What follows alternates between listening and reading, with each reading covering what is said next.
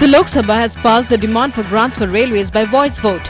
Replying to a debate in the House, Railway Minister Suresh Prabhu vowed to involve states in execution of projects as he pitched for big investments for the turnaround of the bleeding and sinking largest transporter of the country, projecting his rail budget as common man-oriented. Prabhu said his ministry has prepared a point of action on each of the promises made and talked about framing a 5-year action plan for execution of projects so that these are not forgotten. The Supreme Court has adjourned till Wednesday the hearing to examine validity of the law replacing the collegium system of appointment of judges to the higher judiciary. The court will decide which judge will head the bench on Wednesday.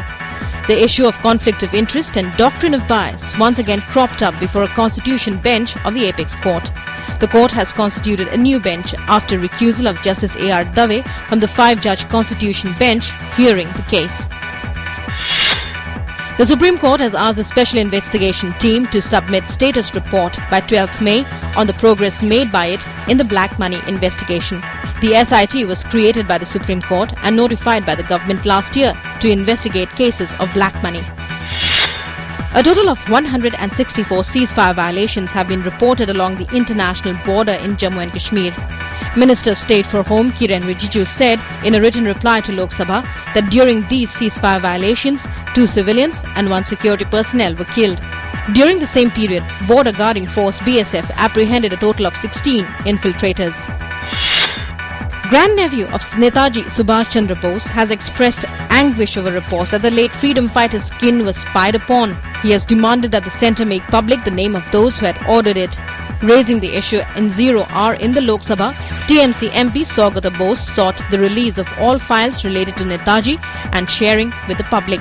At the same time, he made it clear that this was not a family matter and the issue should not be allowed to degenerate into a political fight.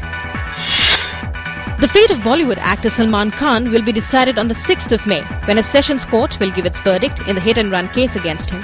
Salman is charged in the case with killing 1 person and injuring 4 by ramming his car into a bakery shop in suburban Bandra 13 years ago.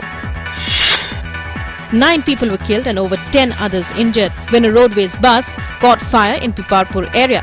The incident occurred this morning when the Uttar Pradesh State Roadways Transport Corporation bus going from Faizabad to Allahabad caught fire near Ramgaon village. Police say efforts were being made to identify the victims as their bodies were charred beyond recognition in the inferno. Services of 4 trains, including 3 Rajdhani expresses, were affected, causing inconvenience to passengers after a fire broke out at New Delhi railway station's maintenance yard in New Delhi. 6 empty coaches of 2 Rajdhani trains were burnt at the maintenance yard of New Delhi station, causing disruption in the train operation for some time in the afternoon. The reason of the fire is yet to be ascertained. The Indian Navy and Coast Guard has intercepted a boat with 8 suspected Pakistani smugglers and more than 200 packets of heroin during an operation in international waters off the Gujarat coast.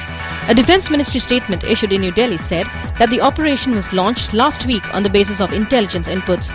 Satellite phones and global positioning systems were also recovered from the boat. 3-time Chief Minister of Odisha and senior Congress leader Janaki Ballabh Patnaik passed away in Tirupati of Andhra Pradesh on Tuesday. He was 89. He was in the temple town Tirupati to attend the convocation ceremony of the Rashtriya Sanskrit University. The Prime Minister, in his condolence message, said, Patnaik's contribution to Odisha's development would always be remembered. Prime Minister further said, Patnaik would be remembered as a pillar of Odisha politics, a popular leader who always connected with people's views and aspirations. Union Minister Mukhtar Abbas Naqvi will present a chadar on behalf of Prime Minister Narendra Modi at the Dargah of Sufi Saint Khwaja Moinuddin Chishti on Wednesday. Naqvi said the chadar will be offered at the Ajmer Dargah and the message of the Prime Minister would be read out thereafter. The 803rd Urs of the Sufi saint began in Ajmer on Monday. On its 5th straight session of fall, the Sensex on Tuesday slipped by over 210 points to 27,676.